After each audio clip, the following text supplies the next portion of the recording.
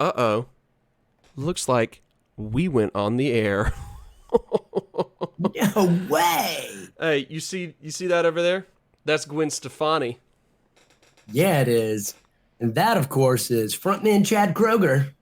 And this is Super Squad D, where the D stands for delayed review of something.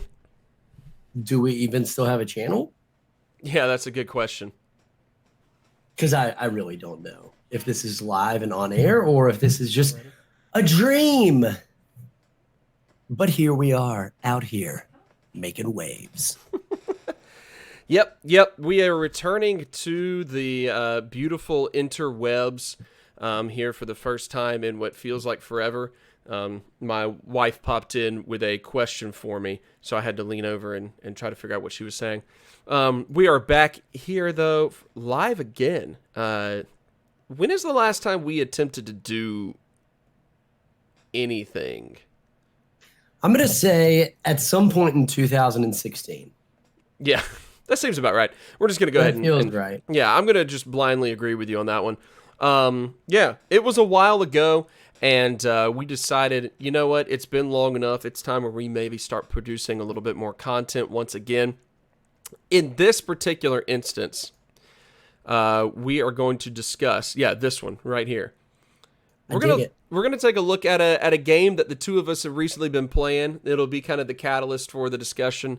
It'll be the background noise for what it is that we are doing here. If we have any technical issues, let us know in the chat if you're tuning in, how the audio is sounding, anything like that. Let us know. But we're gonna talk a little bit about Fire Emblem Three Houses. Tyler, this is I think the first game that you actually. We're gonna talk a little bit about Fire 2016. Is that right, Tyler? This is I think that's the hurtful first game that and you accurate. We're gonna talk a little bit about. Yeah. Okay. Probably. Sorry. I don't beat games. It's a thing. But I did beat this game because I freaking loved most of it. Okay. All right. What did you like about it? You tell me that, and I'm going to try to check the audio settings in the process and see how this is going here. We're going to get it going. But first, I have to deal with a child who's waking up. So I'm just going to tell you that I really liked it. It was a lot of fun. All right. And I liked most of it. There was some problems I had with it. Okay. And that's it? Namely, I had a problem with chapters 6 through 9 because I felt like it was a little sluggish in the middle. Chapters 6 through 9. The gameplay overall was extremely fun, and the story was very rewarding. Okay, cool. Yeah, I realized what the audio issue was that I was trying to fix. So it should be adjusted now. But if anyone has any issues with anything, hey, just holler at us and let us know. Because this is we're testing out a little bit of a different format and setup. Yeah, so hey, what's more fun than trying something brand new directly on the air, right? Right. So Fire Emblem Three Houses, of course. I'll go ahead and load up the gameplay footage right here, and have a little bit of it going on. And this will be convenient for anyone who's tuning in. If you did not play the game whatsoever, you can actually look at the opening of the entire game without having to deal with any spoilers, because this is literally the beginning of the game right here on your screen. Yep. And you're doing a New Game Plus, right? Yeah. This was just, I was just going to load up New Game Plus because, I mean, we both beat it. I've already gotten it completed. And this was the easiest way to... I don't know if I'm going to complete a New Game Plus, but I would like to play... I will play this game again. Now, tell me this. I will. You started as the Blue Lions, and you loved it. What are you... What house are you going to go with next, first of all? Well, I'm not going... We decided we weren't going to do spoilers off the bat, right? Yeah, no spoilers right now. Just what house, now that you've beaten the game. Okay, how about this? You've beaten the game as the Blue Lions, and you know a little bit about some of the other houses. Right. What house would you recommend that people start with? I loved Blue Lions. Okay. Now, the reason we're discussing this for anyone who's unfamiliar is that, of course, there are, as it implies in the game title, 3 houses. So they're actually represented right here. So this is the main character. His name is supposed to be something like Byleth, which is a terrible name. You could be a boy or a girl, Byleth. It's 2019, after all. It is. So you've got the heads of the 3 houses right here. This is Dimitri. Dimitri is the head of the Blue Lions. That's who I played with originally. That's Claude right there. He's the... purple parakeets, and Edelgard here is the head of the I don't know, the hidden temple itself. So those are the heads of the three particular houses in the game. And of course that has 3 different storylines that you can play through: Blue Lions, Golden Deer, Red, whatever this one was. Why am I drawing a blank on the name of this? Eagles, probably. So all that to say, you would think that there are 3 storylines to the game, and there's actually 4. There's a hidden 4th one that can be accessible, so that would be the one that the storyline I think would interest me most in a New Game Plus playthrough. So Ryan's in the chat. What up? I assume that I am the favorite person, and Tyler's the one that you tolerate. We're going to say that. We're up here live on YouTube and Twitch, actually, because we're toying around with restreaming on multiple destinations and whatnot. This dude straight up disappearing. We're going to... got to go he got to be a parent or whatever. We'll give him some privacy. Yeah, so there is a hidden 4th kind of storyline ending to the game that I can't say much right off the bat without spoiling a little bit of what's going on here, but one of the particular houses has a branching path to it that you can access if you do particular things. And so that's pretty much what I would be going into if I did New Game Plus. If you're unfamiliar with it, it's a tactical RPG. Your characters are here on a grid. You move, you attack based off of where you are on the grid, that sort of thing. You can... yeah, there you go. How nice. You can change classes, you can learn new skills, so on and so forth. And the three houses in particular are built around having different kind of like starting classes available to them. This house with Edelgard, has a few more natural casters in it. This house has a few more natural melee units in it.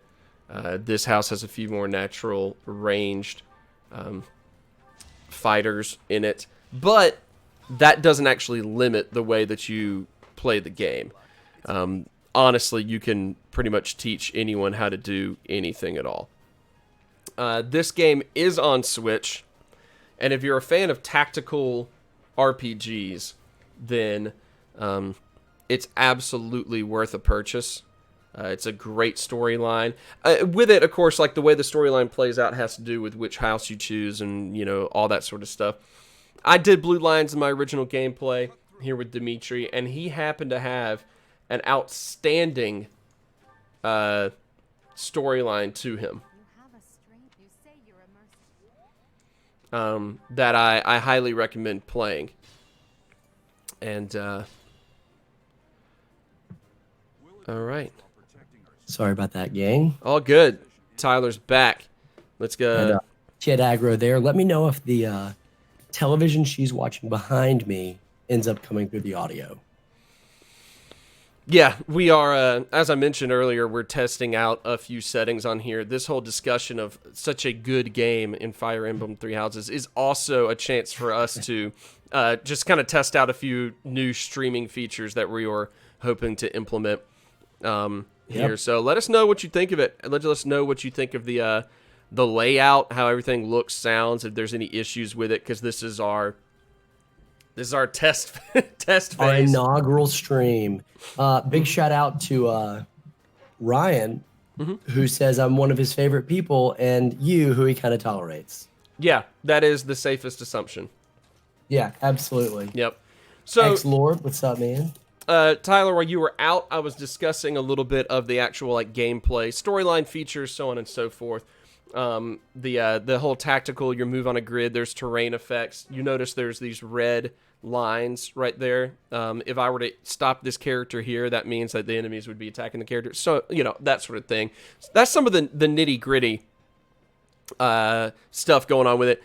Fire Emblem Three Houses itself, though, you said that maybe a little bogged down in the middle, but you really enjoyed it all in all. What's some of the stuff that you really enjoyed about the game? First and foremost, I love the gameplay. I'm a big fan of tactics RPGs, and it was extremely well done. I loved that it had just the right amount of complexity.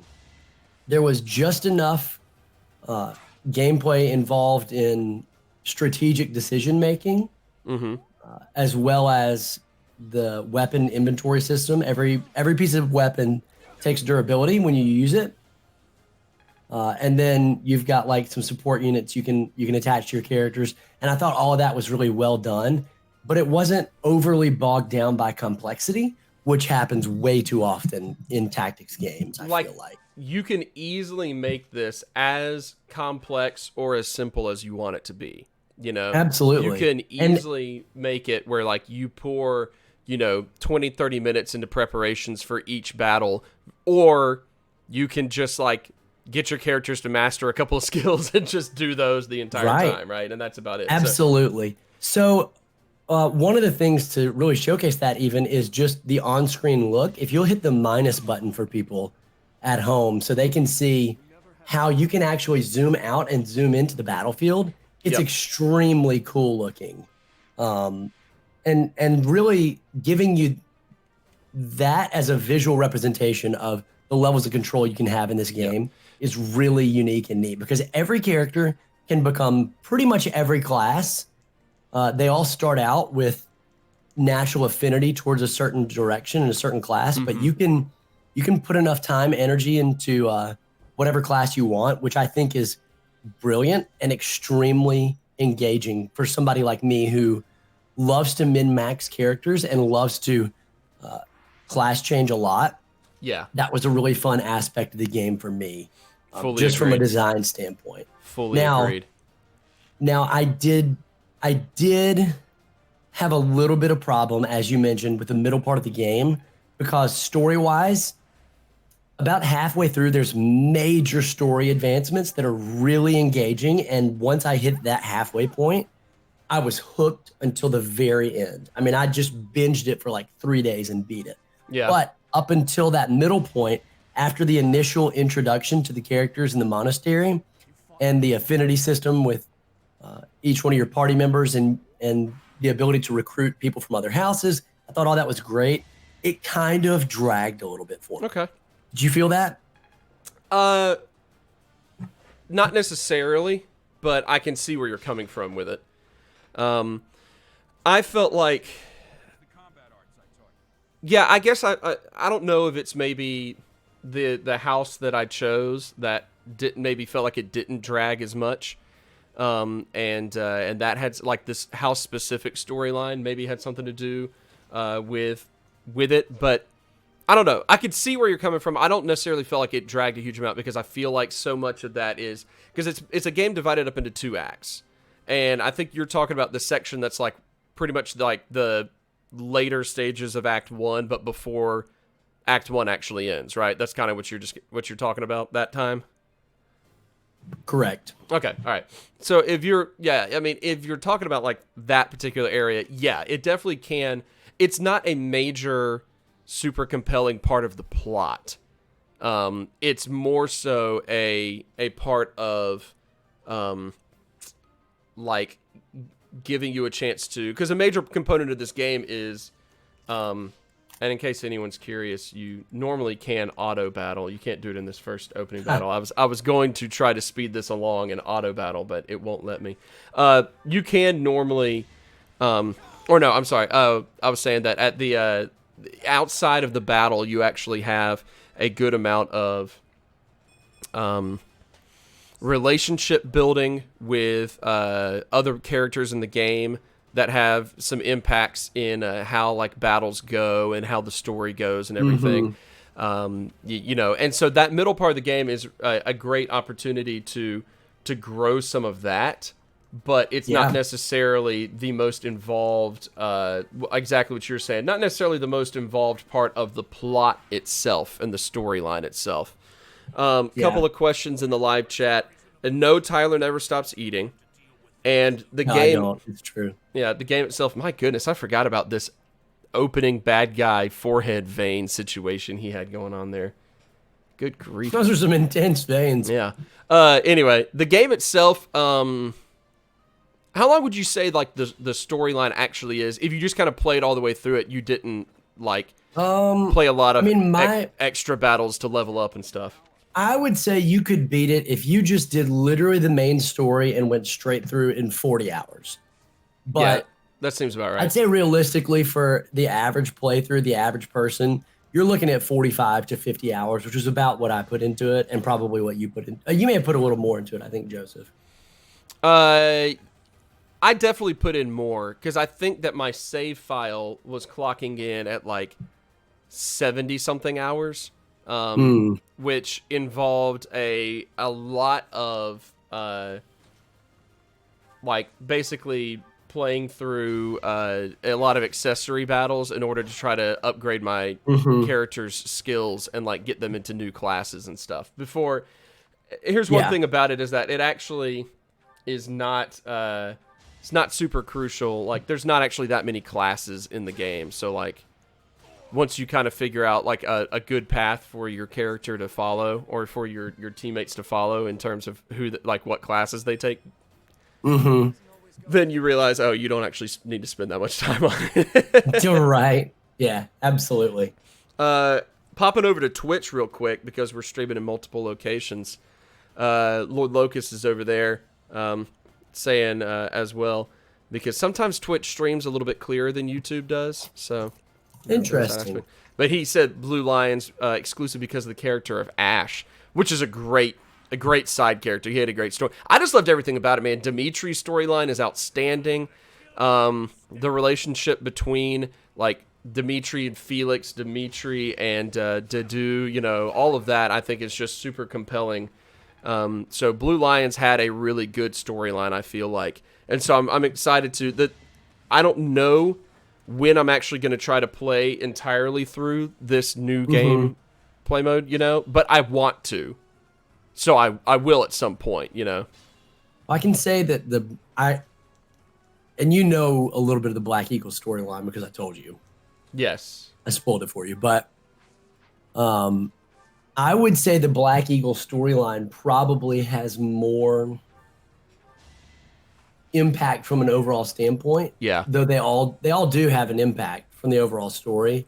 I would say the Black Eagles has a little bit more of an impact. Yeah. So I would recommend that first. Yeah.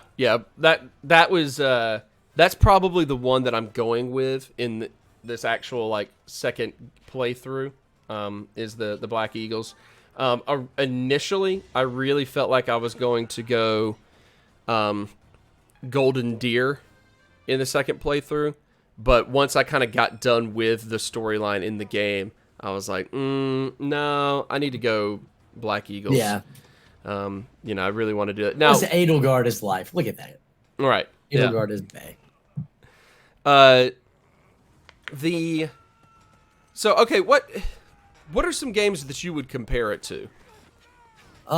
Fire Emblem Awakening, Fire Emblem Two Swords, Fire Emblem 13 Roses, Fire Emblem 2 Dr. Peppers. See, those would be the main ones. This is why the channel died, Tyler. This is why, because I couldn't put up with this. Yep, those are the main games I would compare it to. Every other Fire Emblem game, both real and non-existent.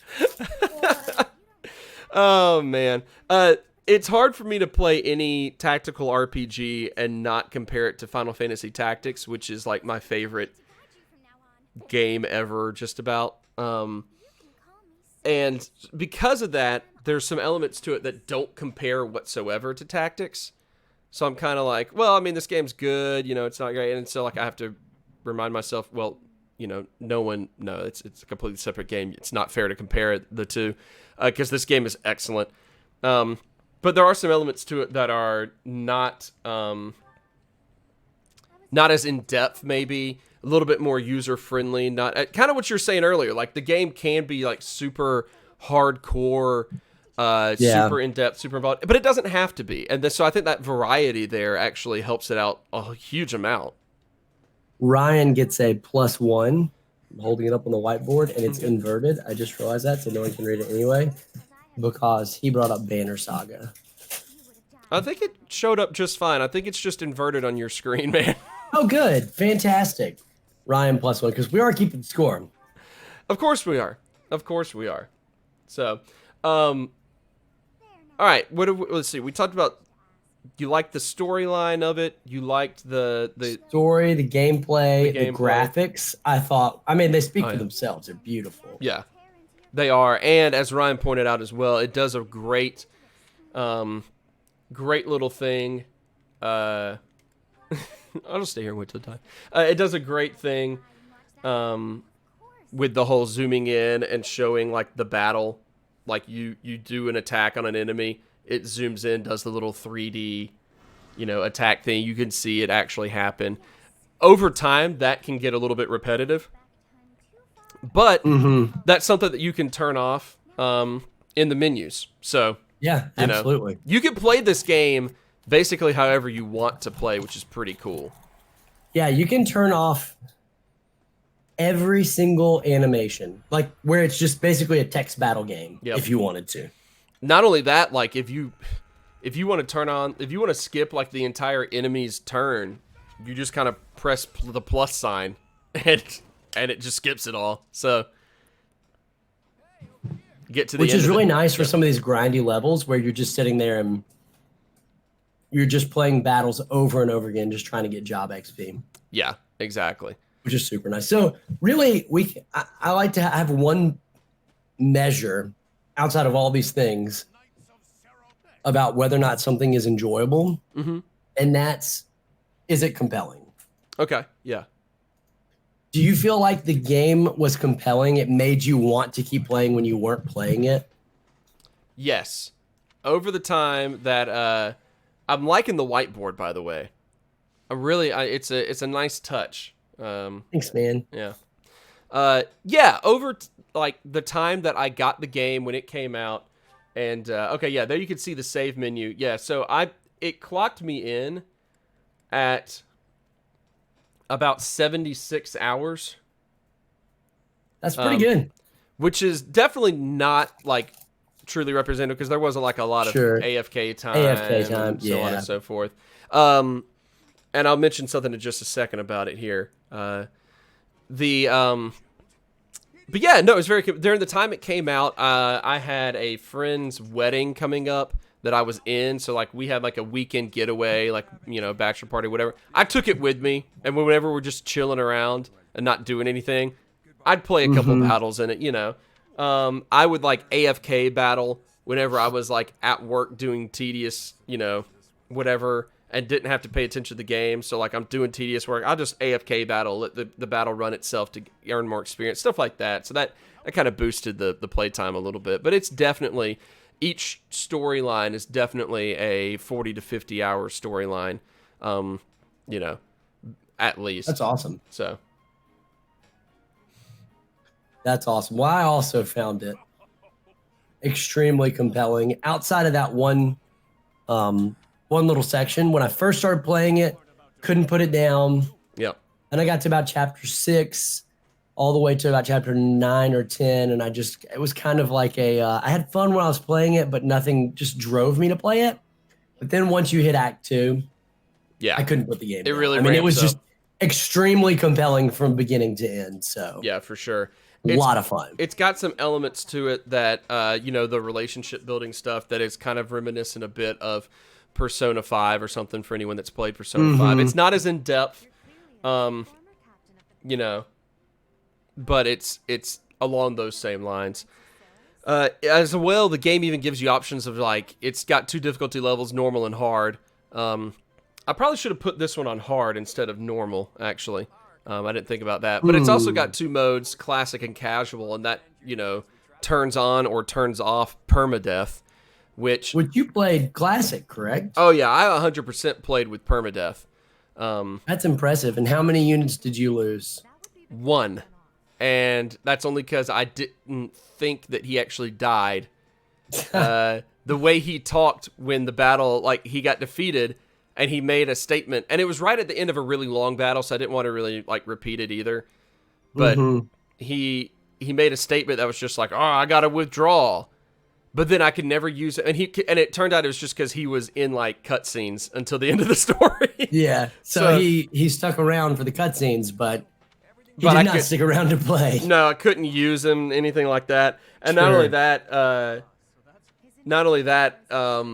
When you defeat the game, it gives you a little like prologue of like, this is what this character did, and like whatever the characters do after the war has to do with choices that you made, basically.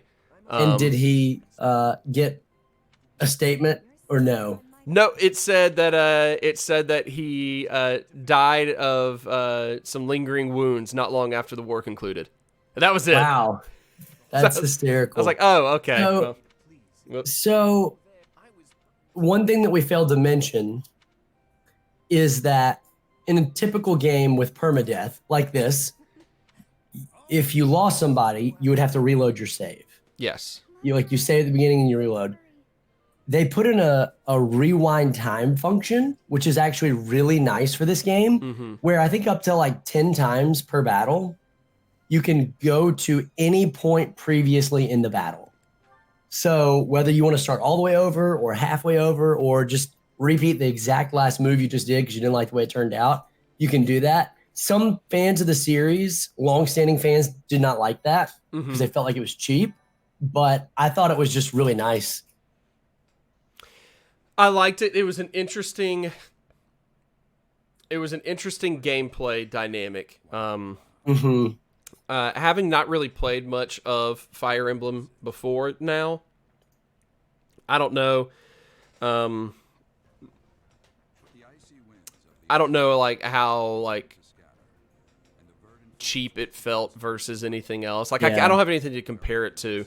I thought it was neat because like it gave you a little bit of, because you have limited uses. I think you start off and you can maybe do it 3 times in a battle. I think that's, and it ramps up. And it ramps up like the more, and that's one of the benefits of like the relationship building and like doing the accessory stuff, is that you actually unlock more like rewinds, you unlock more like unit abilities, you unlock that sort of thing. So like there's, you get benefits to it. So it's kind of like you have to, if you're doing permadeath, you have to really pay attention to all the moves you make, because if a character dies, move you make. That's exactly it. You have to pay attention to everything that Sting and the police do. You have to. And, absolutely. No question. And so David Codd just got 2 points for showing up. David, you're in the lead with 2 points. Great to see you, buddy. That you did. So I mean, there's that aspect of it. Yeah, I guess it's a little, Ryan saying how it kind of seems a little pointless to have permadeath, but then have to rewind. I think that's why it's like super limited. But also with that, like in the middle of a battle, if everything's just going completely poorly, like you have the option to just reset the entire battle. And that, basically what you sacrifice is how much time you yourself are spending in the game. Yeah. Ryan asks, can everybody die, or did the characters just say knocked out? If you play with permadeath, every character that is not your main character can die. If they die and they're integral to cutscenes, it just says they withdrew, but they will still remain in cutscenes, but you can't use them in combat. And then if they're not integral to cutscenes, they're just gone. Yep. If your main character dies, then you either have to, if you have any rewinds left, you have to rewind back to a point in which you can like save them, or you have to. Oh yeah, I forgot about the fan service they throw into the cinema scene here. Or you have to restart like the entire battle, basically. Right. So it's not as like if I go back and of course compare it to Final Fantasy Tactics, right? Like permadeath in that was your character dies, and you've got like a certain amount of turns in which you can revive them before they are permanently dead. This game is different, where it's like if your character dies, then like they're dead, and you either have to rewind. Like there's no Phoenix Downs or anything in this game, there's no revive spells. Their solution to having that sort of typical RPG thing is to have the rewind functionality. Exactly. So overall, I would give this game a rating of 9.5 out of 11. How about you? Is there a reason behind the 11? I mean, my birthday was August 11th. I think that's pretty clear. Gotta make it all about you. Yeah, I mean, I'm going to go back down to a 10-point scale. No, you know what? I'll keep it 11 just for you. And I'm going to give it a 9 out of 11, which of course would be about an 8 out of a 10. Okay. All right. Yeah. You be that way then. Exactly. Like I've got no regret about the amount of time I spent in it. And as I mentioned, I definitely will actually follow through on this new game plus that we've kind of started here. Well, actually, I might bump it up to hard difficulty level, as opposed to where I have it now, because I accidentally selected normal. So, but I will play this new game plus, kind of more so like whenever time allows. Yeah. More than anything else. It was compelling. It was fun, and we certainly got our money's worth. A great indication that I've used since college on value. If I can get $1 an hour out of anything, that is extremely worth it to me. Yeah. And I came really close to getting $1 an hour out of this game. Whereas most games, you may play for 20 hours and still $2, $2.50 an hour is not bad in terms of entertainment, but the value you get out of this game, and that I will get because I also plan on replaying it at some point, is really worth the full price. So if you're interested at all, I say buy it at full price. Don't wait. Nintendo rarely does sales, right? And when they do, they're usually like a year or later after a game came out. So yep. It's absolutely, it was definitely an impulse purchase for me. I wasn't planning on getting it when it came out. Me too. Because I didn't necessarily think that, I was very interested in it, but I didn't necessarily think that I was like going to have the time to jump into a game, all that sort of stuff. And then the day that it came out, I just went, whatever, I'm going to go get it. Also because for whatever reason, it was like $10 off at Walmart for out of the blue, which made no sense. So went ahead and did that and then felt great about it. Obviously played it all the way through, enjoyed it, wanted to finish it, wanted to play it all the way through, which is what you said. If it's compelling enough to actually keep my attention that long, then it's got to be worth something. So absolutely. And a game that I'm like, I would totally replay this because I like a tactical RPG and I want to see the other storylines like firsthand. So yeah, great purchase. Since Ryan mentioned he did not give me a birthday present, I had to draw myself this birthday cake to cheer myself up. It's pretty sad. Yeah. My birthday present to you was doing all of the work to make this stream possible while you did nothing. Happy flippy birthday to me. Yep, that was it. So, I mean, Tyler, anything else you want to add specifically about all... I think that's pretty much it. It's a great game. Go play it. You will love it. Or your money back. Guaranteed. Whenever not by me. Right, yeah. But probably by Disney. They love the fans. They'll probably give you the money. Oh, yeah, absolutely. They got so much fandom. Whenever I change scenes on here, my webcam freezes, and I have to reset it. But why? I don't know, man. I don't know. It's kind of weird. Yeah, Fire Emblem Three Houses. There we go. That's our review is that it's highly recommended. If you're an RPG fan, if you're a fan of games in which you like, there's benefits to like building relationships with your teammates, you know, your fellow characters in the game. Just really, if you like games, this is just a good one. The story as a whole, how does it compare to some other like JRPG stories? Maybe you've played. I thought the story was incredible. It blew me away. Really? Now try not to be too impressed, but I give it 2 thumbs up. Yeah, I made that for you guys. Were those thumbs? 2 thumbs. I think it's pretty clear. Those are thumbs. Pretty clear. I don't agree, but okay. Pretty clear. All right. Yeah, 2 thumbs up. The story is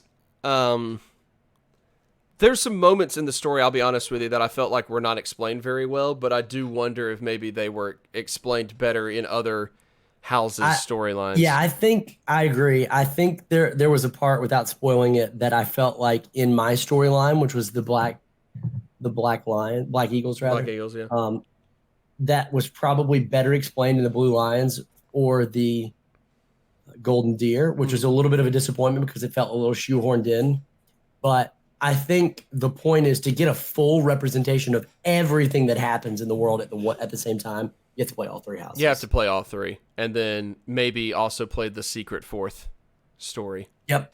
Mm-hmm. So, yeah, I guess that's kind of what they were aiming for, which I'm fine with. You know, I'm good with it. Uh-oh. You look way too excited about yourself right now. I'm very nervous about this. I have some uncensored artwork I can't show. Sorry. Oh. We'll get banned from YouTube. YouTube's got some pretty strict things to say about us. Demonetized. You can't take what we don't have, YouTube.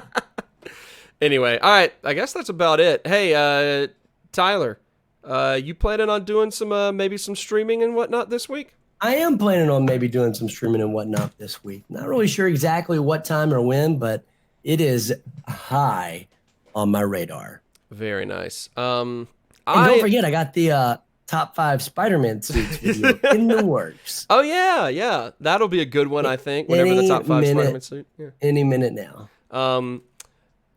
Something that our friend of the program, Alex Lebel, and myself will be doing. Alex has popped up in many of the live streams back in the day as Chad Bro Chill.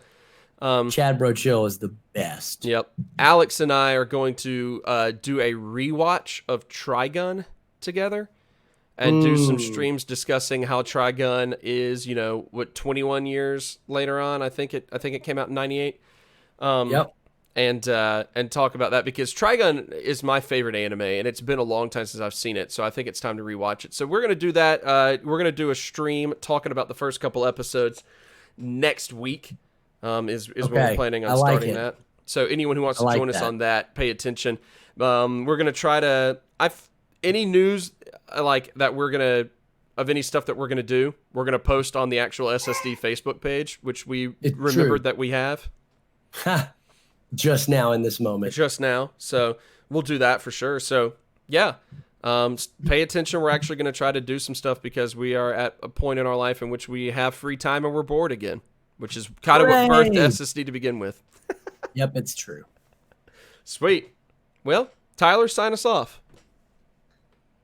Well, gang, it's been fun and it's been real fun. And